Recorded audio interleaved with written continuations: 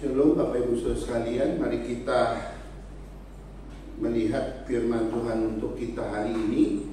Hari ini firman Tuhan kita sudah berbeda dengan bulan Juni yang lalu. Tema kita tema yang baru lagi, tema bulanan. Kalau kemarin kita sudah mendengar sepanjang bulan Juni tentang fruitful life, ya, tentang hidup yang berbuah. Nah, bulan Juli ini kita akan melihat sacrifice for God, gitu ya, berkorban bagi Tuhan, ya. Coba kita lihat di dalam ke beberapa ayat, nanti kita akan baca. Tetapi hari ini kita melihat apa itu berkorban bagi Tuhan. Nanti di minggu kedua kita akan lihat mengapa kita harus berkorban bagi Tuhan. Nanti dari minggu ketiga kita akan lihat apa sih hambatan-hambatan dan halangan-halangan seseorang berkorban bagi Tuhan. Kemudian minggu keempat nanti kita akan lihat apa saja pengorbanan kita kepada Tuhan. Dan nanti minggu kelima, karena ada minggu kelima di bulan ini, apa tujuan kita berkorban bagi Tuhan. Kita sudah sering mendengar Tuhan berkorban bagi kita. Sekarang pertanyaannya, pengorbanan kita kepada Tuhan itu apa? Gitu ya. Nah, karena itu saudara, mari kita akan lihat apa itu berkorban bagi Tuhan, atau apa artinya berkorban buat Tuhan. Nah, ini kita kan sudah lihat yang bertumbuh, ya, berbuah. Ke depan itu apa? Berarti berkorban. Sebenarnya itu adalah tingkat tertinggi di dalam kehidupan orang percaya, gitu ya. Nah, karena itu mari kita lihat yang pertama dari studi kata, ya. Kata dasar berkorban atau pengorbanan itu apa? Itu adalah korban. Ya, baru saja kemarin hari raya korban. Nah, itu agama sebelah, ya. Kalau kita korban, itu ya sama juga sebenarnya prinsipnya, tapi ini kita mulai sedikit dari pengorbanan dengan kata dasar korban. Sebenarnya kata korban ini diambil langsung dari bahasa aslinya yang dalam bahasa Ibrani disebut korban. Jadi sama, korban kemudian jadi kurban dalam bahasa Arab, lalu Indonesia menjadi korban, ya. Nah, dalam pengertian ini yang menarik adalah kata korban itu berkaitan langsung dengan tata ibadah orang Israel dalam perjanjian lama. Nanti kalau kita masuk dalam kitab imamat, ya, nanti Bapak Ibu sudah baca kitab imamat, ya. Nanti kalau kita masuk dalam kitab imamat, di sana kita akan menemukan bermacam-macam korban buat Tuhan, ya.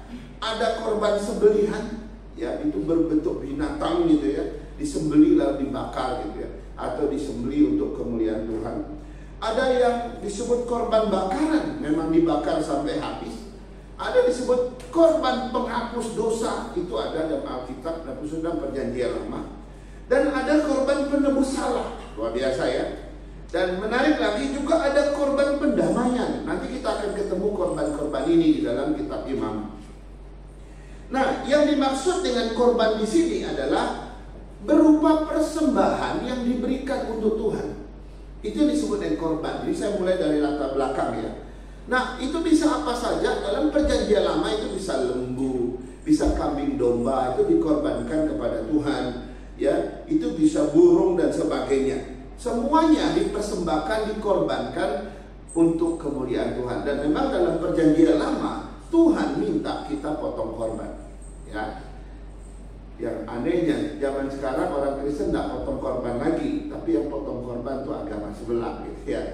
Tapi anehnya dari dulu sebenarnya kita lebih dulu diminta Tuhan untuk potong korban, dipersembahkan kepada Tuhan, gitu ya. Nah, coba kita baca dulu Imamat pasal 1 ayat 2 sampai 5.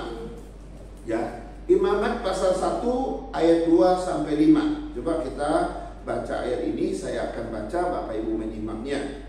Imamat pasal 1 ayat 2 sampai 5. Sudah, saya akan sampaikan.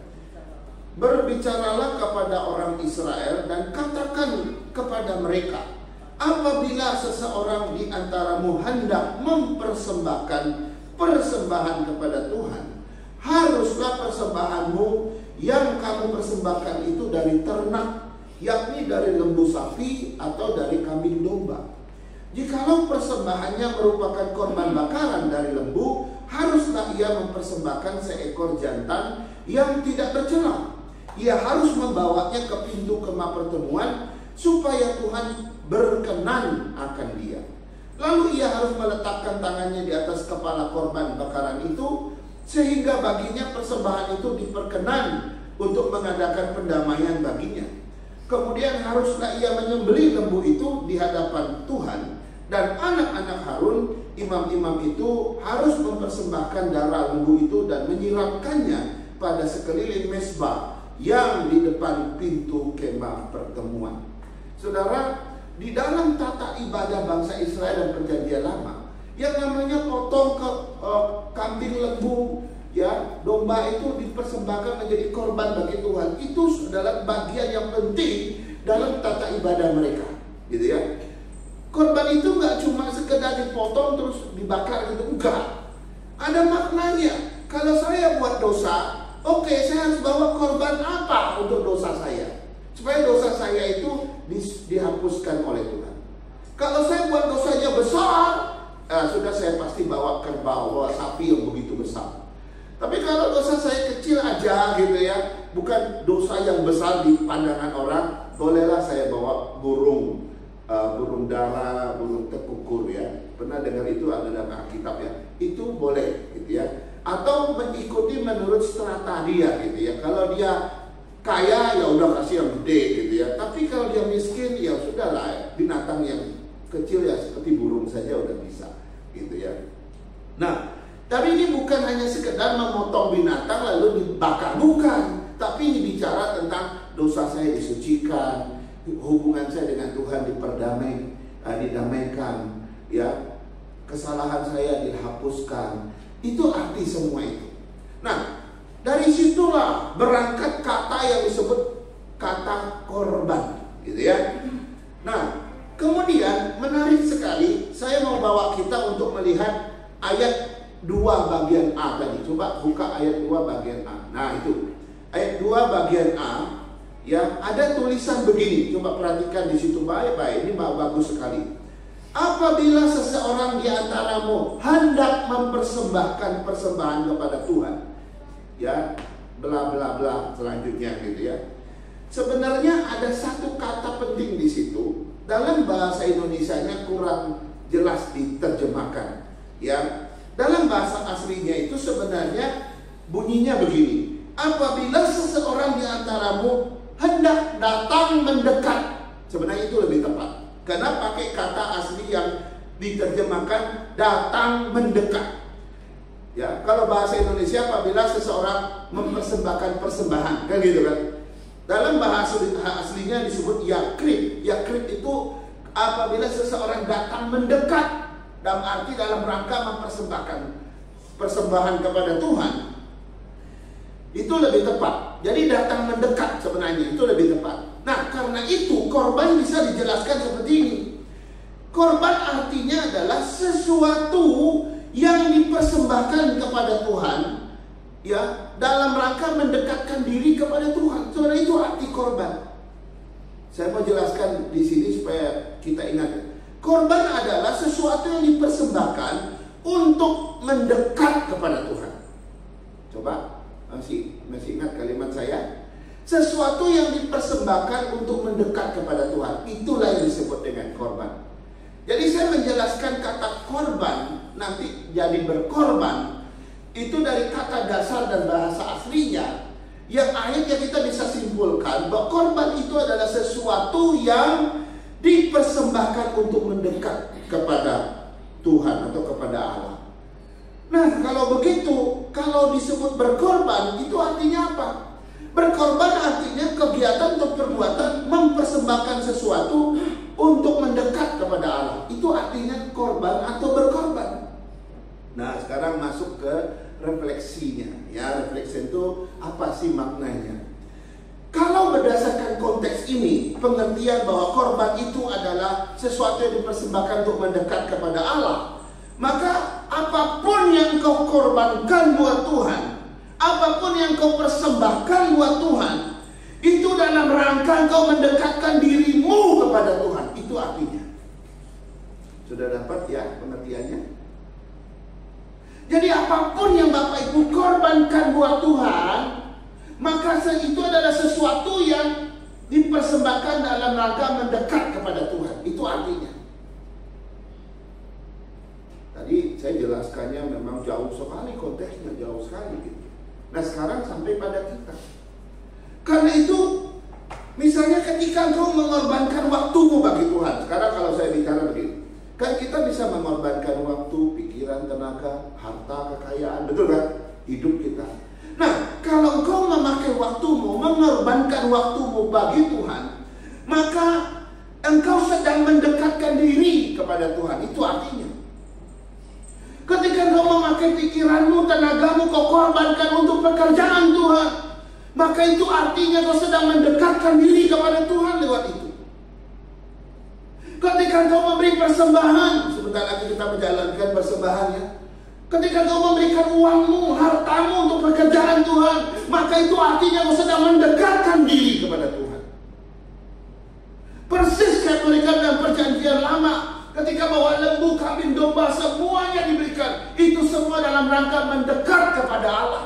Maka korbanmu hari ini, apapun yang kau berikan, termasuk hidupmu apa yang kau berikan kepada Tuhan, maka itu dalam rangka kau mendekat kepada Allah.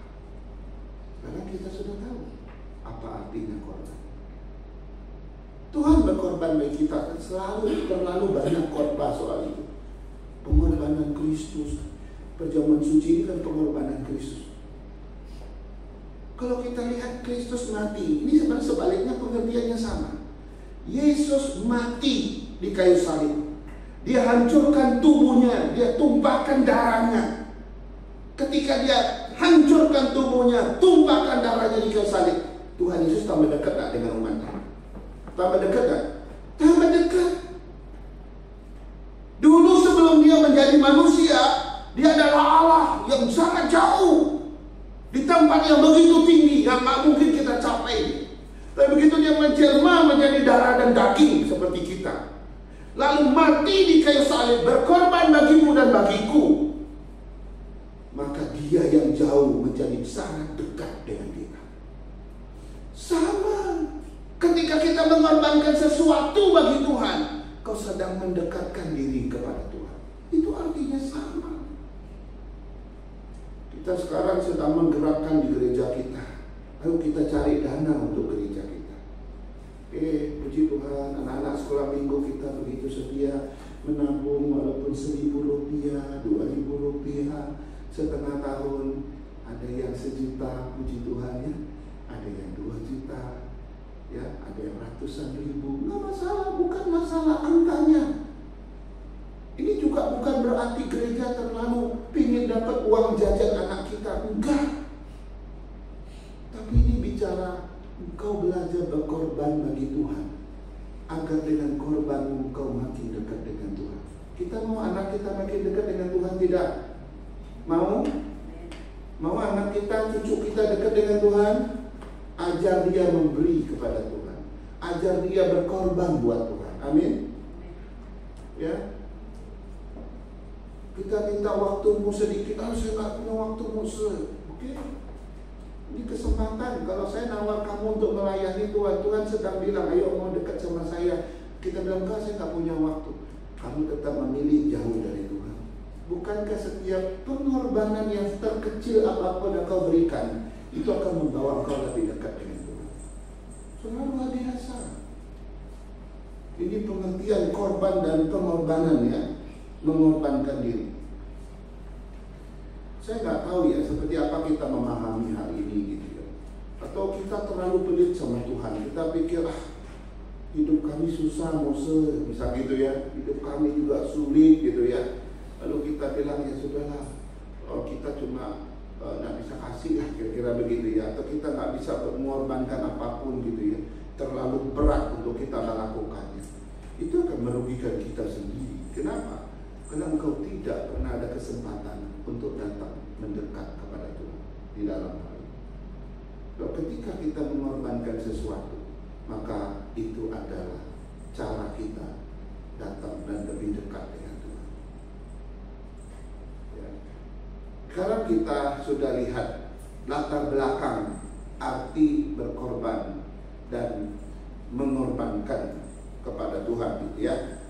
Sekarang kita lihat poin yang kedua. Sekarang kita lihat penerapan berkorban bagi Tuhan dalam perjanjian baru. Tadi dalam perjanjian lama ya. Seperti apa sih penerapan berkorban ini atau korban ini di dalam perjanjian baru? Saudara, kalau kita belajar dalam perjanjian baru, kita akan menemukan ayat-ayat yang sangat jelas. Salah satunya sudah dibaca oleh WL tadi, ya. Salah satu sudah dibaca oleh WL tadi. Ada banyak ayat yang begitu jelas bagaimana kita dan apa saja yang bisa kita korbankan buat Tuhan. Yang pertama, mari kita baca Ibrani 13 ayat 15. Ya, Ibrani 13 ayat 15 saya akan baca untuk kita. Ini yang pertama, apa sih yang kita korbankan? Yang pertama, sebab itu marilah kita oleh Dia senantiasa mempersembahkan korban syukur kepada Allah, yaitu ucapan bibir yang memuliakan Allah. Luar biasa ya. Jadi hal pertama yang bisa kita korbankan buat Tuhan apa? Itu adalah mulut bibir kita. Loh, mulut bibir ini gimana dikorban? Apa dipotong, terus dibakar gitu? Bukan. Terlalu lucu kalau memikirkannya demikian. Bukan berarti bibir ini dipotong-potong, kita nggak punya bibir gitu, nggak bisa ngomong gitu. Enggak. Yang dimaksud di situ apa? Yang dimaksud dengan mulut bibir dikorbankan buat Tuhan itu apa? Ucapan dari mulut bibir kita. Luar biasa ya. Apa sih? Ya, apa yang ada kaitan dengan Tuhan? Pertama, engkau mengucap syukur enggak? Apakah kita bilang Tuhan terima kasih? Tuhan, saya bersyukur saya bisa kerja hari ini. Saya bersyukur karena saya masih bisa diberkati hari ini. Saya bersyukur karena hidup saya masih sehat-sehat saja. Tuhan, saya bersyukur karena saya masih diberi kesempatan untuk melayani. Tuhan, saya bersyukur karena masih ada waktu untuk saya melakukan, membantu, menyokong pekerjaan Tuhan. Tuhan, saya bersyukur karena masih ada waktu untuk saya menolong orang lain. Saudara, ada nggak kita bersyukur? Bersyukur salah satu hal yang bisa menjadi korban kita kepada Tuhan. Yang kedua, ucapan bibir yang memuliakan Allah. Apa itu ucapan bibir yang memuliakan Allah? Puji-pujian, saudara. Memuji Allah, menyembah Tuhan. Oke, mungkin di rumah kamu nggak suka karaoke. Karaoke beda dengan memuji Tuhan. Di rumah kamu nggak suka nyanyi, ya kalau waktu mandi baru nyanyi misalnya karena kedinginan juga nyanyi di kamar mandi sendiri. Itu bukan. Yang disebut memuji Tuhan di sini saat kita datang beribadah bersama-sama kayak begini. Ayo kita nyanyi, puji Tuhan dengan benar. Tadi saya harus membantu para singer kita untuk nyanyi, bantu WL nyanyi juga. Saya sungguh-sungguh. Ya, nggak sekedar menyanyi, nggak kayak saya nyanyi di karaoke, itu beda. Nyanyi di sini dengan nyanyi di karaoke beda. Di karaoke kita pingin dengar musiknya begitu indah, suara yang bagus, kita rasa senang gitu. Di sini beda. Kau nyanyi, mungkin suaramu nggak begitu bagus, tapi hatimu sungguh-sungguh Tuhan memperkenankannya. Dan itu adalah lagu pujian yang memang Tuhan inginkan. Itu hal kedua, ucapan dari mulut bibir yang bisa kita korbankan buat Tuhan. Amin. Amin. Jadi kalau nyanyi jangan malas-malas buka mulutnya, ya. Nyanyilah dengan keras sampai kita mendengar suara kita. Nah, itu sudah bagus itu. Kalau kamu nyanyi kamu sendiri nggak dengar suaramu, itu aneh. Apalagi orang di sebelahmu pasti nggak dengar. Kenapa mesti dibikin teksnya di sini? Supaya kita memuji Tuhan. Kita datang memuji Dia, menyembah Dia, mengagungkan Dia dengan pujian. Itu korban syukur kita, saudara. Korban pujian. Kita nggak lagi bawa binatang. Ayo pilih mana? Kalau seandainya Tuhan masih nuntut kita hari ini, kamu mau pilih nyanyi atau setiap kali datang bawa 1 ekor kambing? Ayo, pilih mana? Pasti udah pilih pujian, pertama murah kan, nggak bayar apa-apa. Tapi sungguh nggak dengan hati kita menyanyi Tuhan, itu masalahnya. Luar biasa, saudara. Apalagi ya semua perkataan kita yang membawa berkat bagi orang lain, itu korban syukur kita dari ucapan mulut bibir kita. Perkataan kita yang mendatangkan kebaikan, puji-pujian. Nah, saudara, ketika kau mempersembahkan korban dari mulut bibir, segala ucapan dari mulut bibirmu untuk Tuhan, ingat prinsip korban tadi apa? Itu adalah sesuatu yang dipersembahkan untuk mendekat kepada Allah. Jadi ketika kau memuji Tuhan, menyembah Dia dalam ibadah, kau sedang mendekatkan diri dengan Tuhan. Amin. Tuhan kecewa loh lihat kita. Sini nyanyinya kencang, ini Pak Gembalanya, jemaatnya enggak gitu misalnya. Ada, saya ingin dekat dengan mereka, tapi mereka nggak mau mendekat dengan saya. Ada nggak konsep begitu? Ada, saudara. Ya. Tapi nanti Tuhan tetap lihat motivasi dan kesungguhan kita. Karena pernah satu ketika bangsa Israel datang dengan mulut bibir saja, tapi hatinya jauh. Saya jangan sampai kita seperti itu. Ya, datang dengan mulut bibir. Tuhan bilang, mereka datang dengan mulut bibir dekat dengan kepada saya, tetapi hati mereka jauh daripada saya. Nah, jangan sampai ini terjadi. Kita datang ibadah, mulut bibir kita memuji Tuhan, itu korban syukur kita. Amin. Sekarang yang kedua, dalam penerapan perjanjian baru, korban atau berkorban kepada Tuhan itu seperti apa? Hal kedua yang bisa dikorbankan adalah cinta kasih kita. Apa? Cinta kasih kita. Saya ulangi ya, cinta kasih kita. Roma 12 ayat 9 sampai 21. Ini bacaan yang panjang. Gak apa-apa, saya baca. Coba dibuka ya. Roma 12 ayat 9 sampai 21. Ini adalah nasihat Rasul Paulus kepada jemaat di Roma agar mereka hidup di dalam kasih.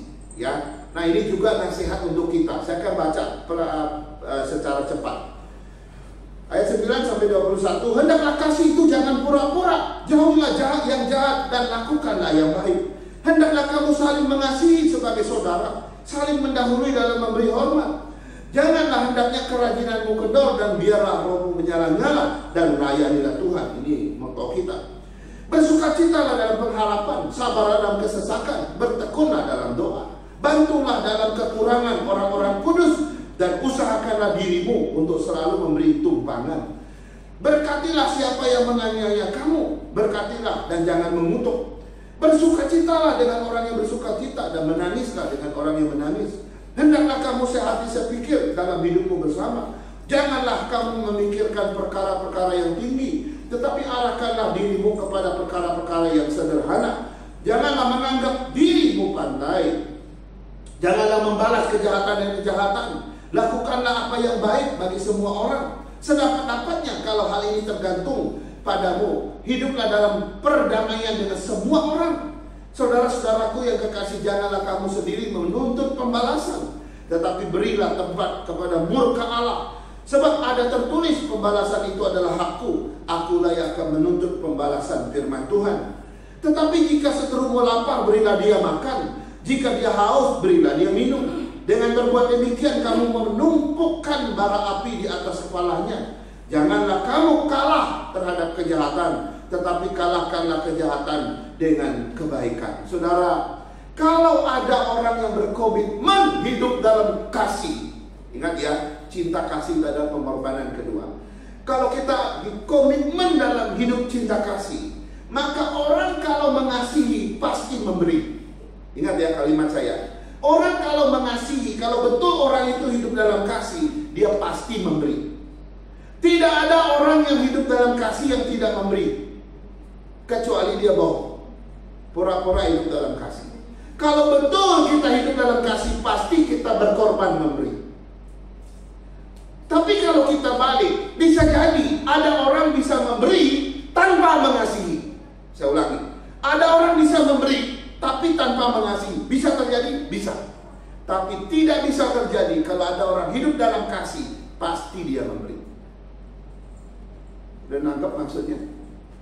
Nah, kalau kita diajarkan Tuhan untuk hidup dalam kasih, maka berkorban itu adalah sesuatu yang memang pasti kita kerjakan. Kalau kau hidup dalam cinta kasih yang benar kepada Tuhan dan sesama, kau pasti berkorban kok.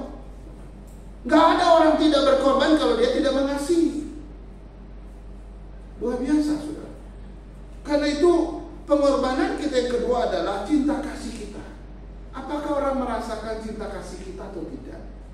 Cinta kasih ini adalah satu korban syukur kita kepada Tuhan yang harus kita berikan untuk kemuliaan Tuhan. Sehingga orang kenal, oh ada Tuhan dalam hidup dia ya.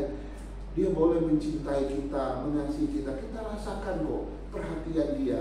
Kita bisa rasakan cinta kasih dia yang besar.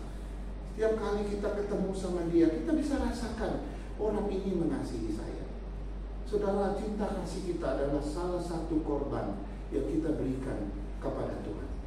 Dan orang kalau hidup dalam cinta kasih, dia pasti akan berkorban bagi Tuhan.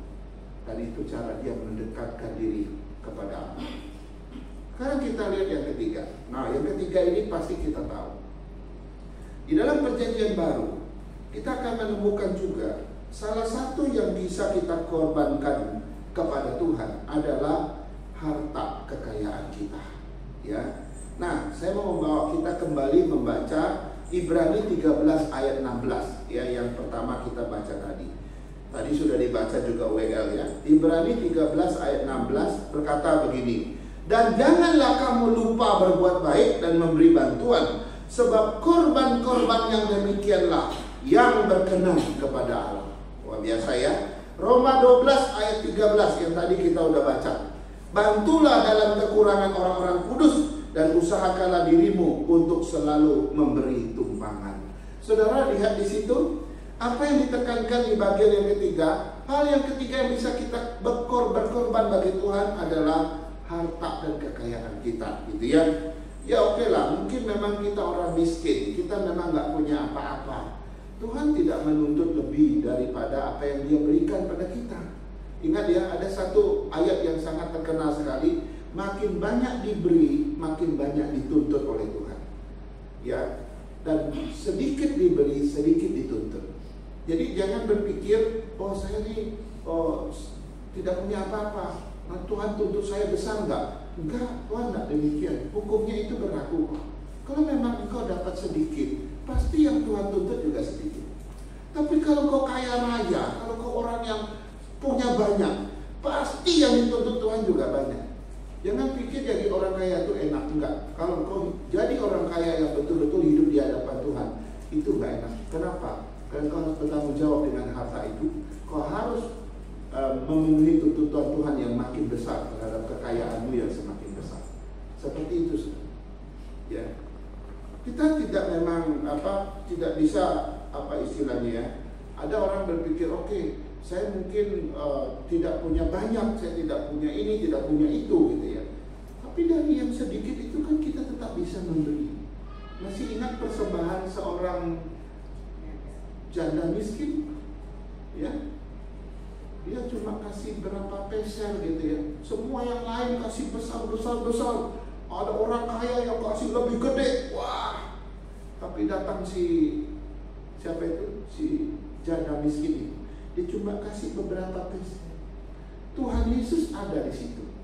Tuhan Yesus bertanya kepada murid-muridnya, siapa di antara mereka yang memberi persembahan ini? Yang memberi terbesar siapa?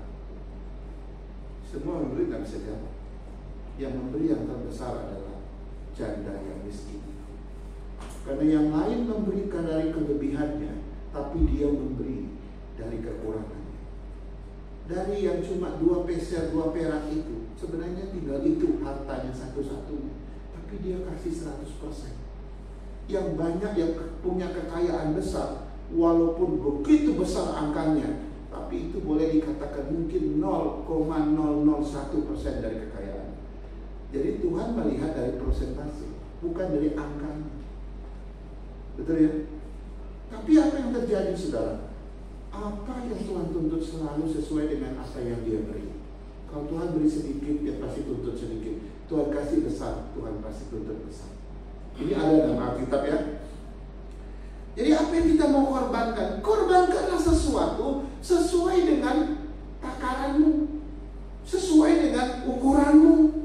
Jangan ikut orang. Kalau ukuranmu sekian, ya sudah kasihlah dari ukuran itu. Bukan dari ukuran tetanggamu yang besar atau yang kaya, bukan.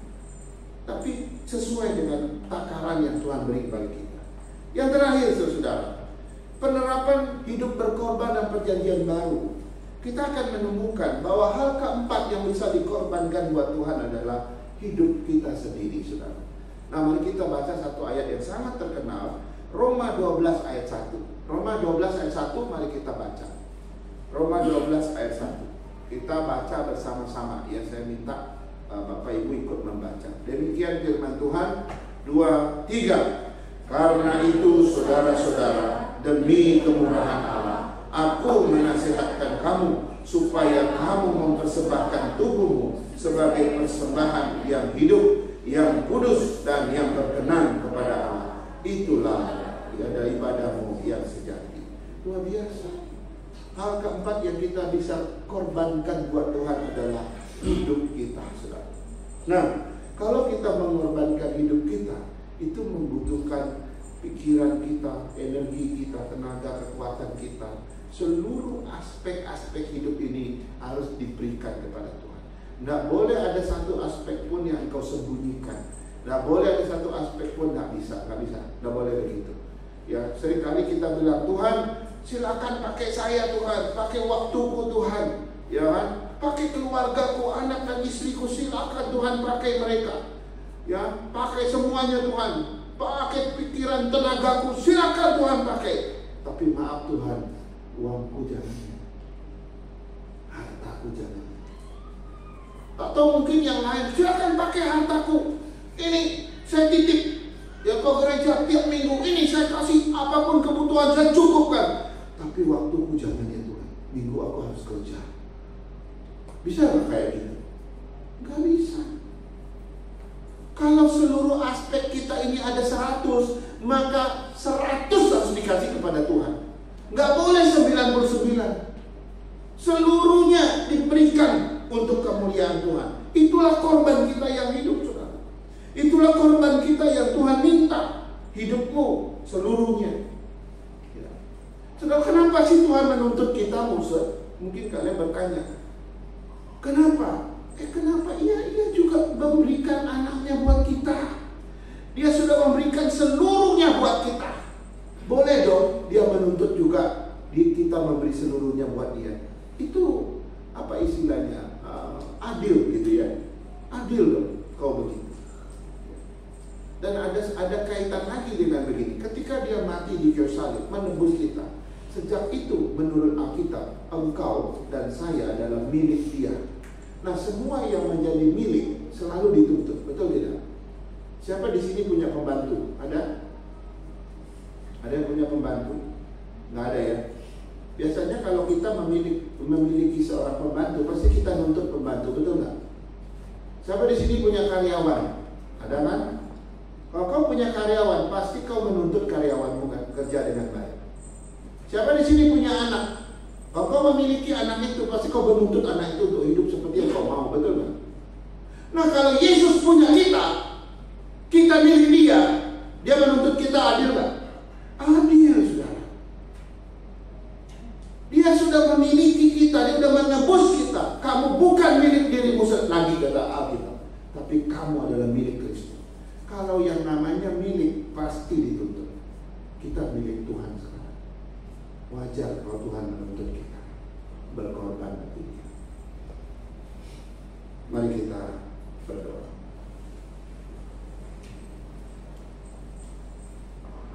Kami bersyukur dan berterima kasih ya Tuhan atas kasih dan pertolongan-Mu, atas firman yang sudah kami dengar, yang singkat dan sederhana, tetapi membawa kami memahami tentang pengorbanan, berkorban bagi Tuhan. Tuhan, Kau terlalu banyak berkorban bagi kami. Kami tidak sanggup membalas pengorbanan. Namun kami ingin diajar oleh Tuhan, firman Tuhan, agar kami belajar berkorban bagi Tuhan. Sebab dengan berkorban kami makin mendekatkan diri dengan Engkau. Karena itu Tuhan, apakah itu mulut bibir kami, hidup kami seutuhnya, harta kami, cinta kasih kami ingin korbankan sebagai kemuliaan bagi Tuhan. Pakai kami Tuhan, dan seluruh keberadaan kami boleh persembahkan bagi Tuhan. Dalam nama Yesus kami berdoa dan mengucap syukur. Amin. Amin.